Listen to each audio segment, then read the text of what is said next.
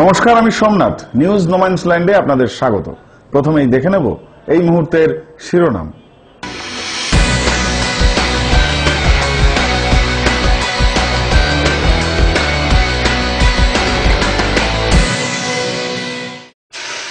গ্রেপ্তার তাপস পাল, অস্বস্তি শাসক দলে। তাপস পাল গ্রেপ্তারে প্রতিক্রিয়া দিলীপ ঘোষের। ক্ষেতের ফসল বাঁচাতে মরছে নিরীহ পাখি। গ্রেপ্তার ডাকাত দল, উদ্ধার আগ্নেয়াস্ত্র, বোমা। এখন আসছি বিস্তারিত সংবাদে।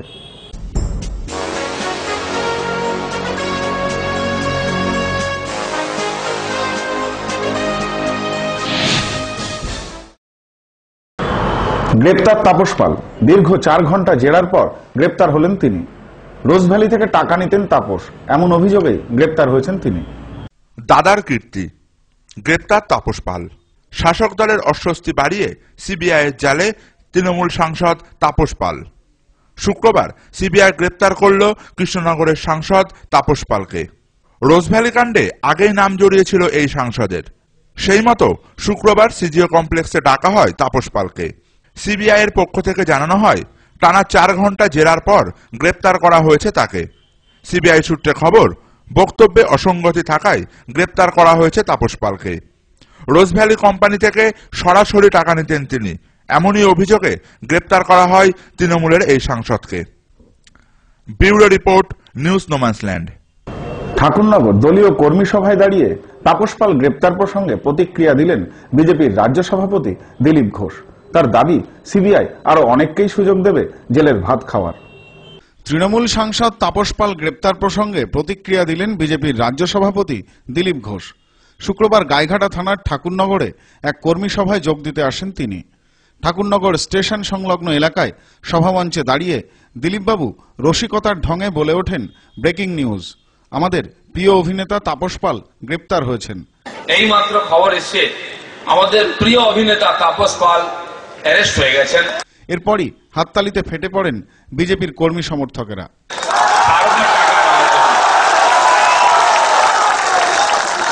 এই ঘটনার পর সিবিআই এর ওপর আমাদের বিশ্বাস আরো বেড়ে গেল। অপেক্ষা করুন, আগামী 3 তারিখের পর আরো অনেকেই গ্রেপ্তার হবে। সিবিআই প্রত্যেককেই জেলের ভাত খাওয়ানোর সুযোগ করে দেবে। আমাদের বিশ্বাসটাকে সত্যে পরিণত করেছে। আমরা বিশ্বাস করতাম এরা টাকা খেয়েছে, সিবিআই সেটা তথ্য প্রমাণ দিয়ে তাদের অ্যারেস্ট করে আমাদের বিশ্বাসকে সত্যি পরিণত করলো। সেই জন্য সিবিআই এর জয় জয়কার হোক, আরো অনেক লোককে সুযোগ দিক, তারাও গিয়ে জেলের ভাত খায়। Bureau report, news no man's land, Thakurnagar.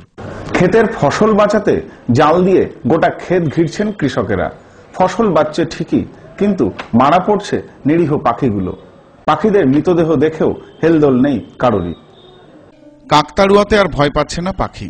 ক্ষেতের ফসল বাঁচাতে গোটা চাষের জমি ফাঁস জাল দিয়ে ঘিরছেন কৃষকেরা, আর তাতেই মারা পড়ছে নিরীহ শালিক, দোয়েল, টুনটুনি বা বুলবুলি পাখি। কৃষকের স্বার্থ হয়তো রক্ষা হচ্ছে ঠিকই, কিন্তু বেঘোরে প্রাণ হারাচ্ছে এই নিরীহ পাখিগুলি। খাবারের লোভে ফাঁস জালে পড়ে মৃত পাখিগুলির নিথর দেহ দেখে দেখে এক প্রকার গা সওয়া করে ফেলেছেন সকলেই। ফলে বাধা দেওয়া বা প্রতিবাদের কথা ভাবছে না কেউই। বনগাঁ মহকুমার বাগদা, গোপালনগর, গাইঘাটা প্রভৃতি এলাকায় একটি বড় অংশ জুড়ে কৃষিকাজ হয়ে থাকে।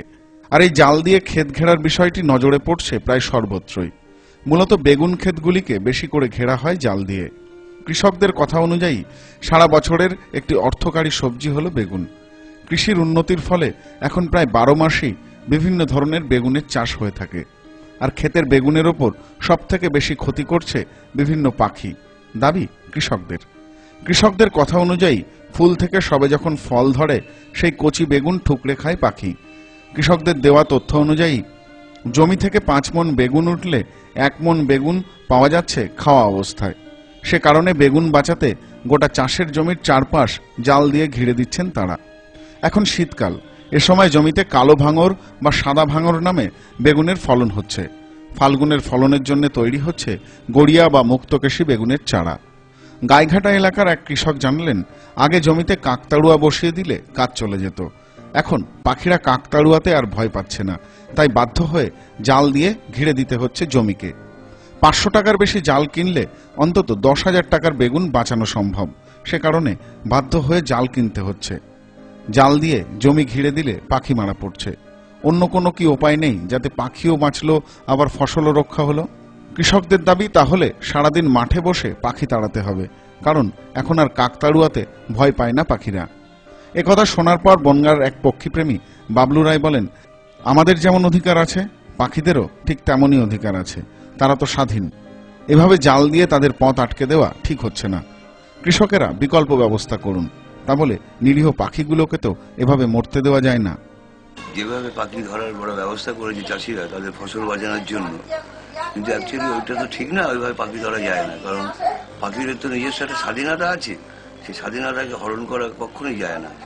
পাখিদের তো একটা নিজস্ব ভাবনা চিন্তা আছেই, পাখিরা তো তাদের নিজেদের মতো করে জীবনযাপন করে তোলে, তারা তাদের মতো ভাববে, তারা তাদের মতো উঠবে, তারা তাদের মতো খাবে দাবে, তার মতো করবে।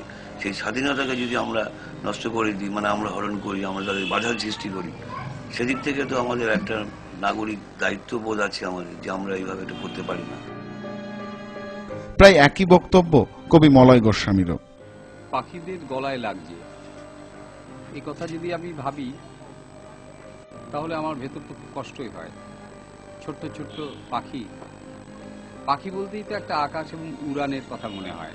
পাখি তো আমাদের নিজেদের, কিন্তু আমি শুনলাম যে এরকম নেট দিয়ে ঘিরে দেওয়া হচ্ছে ফসল রক্ষা করবার জন্য।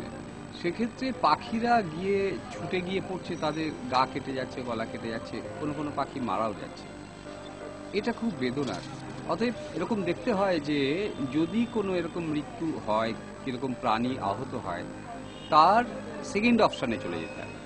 নেট না দিয়ে ঢেকে যদি এরকম কাপড় দিয়ে ঢেকে দেওয়া যায়, তাতে হয়তো একটু বেশি পয়সা লাগতে পারে।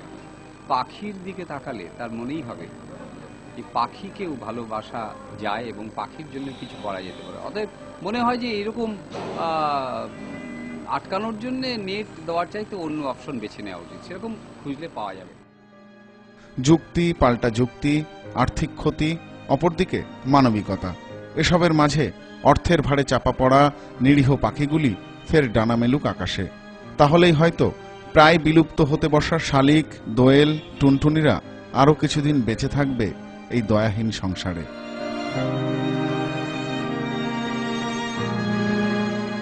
Bureau report, news no man's land. ডাকাতির উদ্দেশ্যে জড়ো হওয়া 4 ডাকাতকে গ্রেপ্তার করল বাদুড়িয়া থানার পুলিশ। ধৃতদের কাছ থেকে উদ্ধার আগ্নেয়াস্ত্র, কার্তুজ ও তাজা বোমা। ডাকাতির উদ্দেশ্যে আসা দুষ্কৃতীদের সব আশায় জল ঢেলে দিল পুলিশ। পুলিশের জালে 4 দুষ্কৃতী। বৃহস্পতিবার রাতে ঘটনাটি ঘটেছে বাদুড়িয়া থানার হুগলি মোড়ের কাছে। পুলিশ সূত্রে খবর, এদিন গভীর রাতে পুলিশের কাছে খবর এসে পৌঁছায় হুগলি ইটভাটার কাছে ডাকাতির উদ্দেশ্যে জড়ো হয়েছে কিছু দুষ্কৃতী। সেই মতো ঘটনাস্থলে অভিযান চালায় বাদুড়িয়া থানার পুলিশ। ঘটনাস্থল থেকে 4 দুষ্কৃতীকে গ্রেপ্তার করলেও বাকিরা পালিয়ে যায়। ধৃতদের কাছ থেকে লোহার রড, দা, তাজা বোমা ও গুলি ভর্তি রিভলভার উদ্ধার করে পুলিশ। শুক্রবার ধৃতদের বসিরহাট মহকুমা আদালতে তোলা হয়। পরমা বন্দ্যোপাধ্যায়ের রিপোর্ট, নিউজ নোম্যান্সল্যান্ড, বাদুড়িয়া। সংবাদ এখনকার মতো এই পর্যন্তই।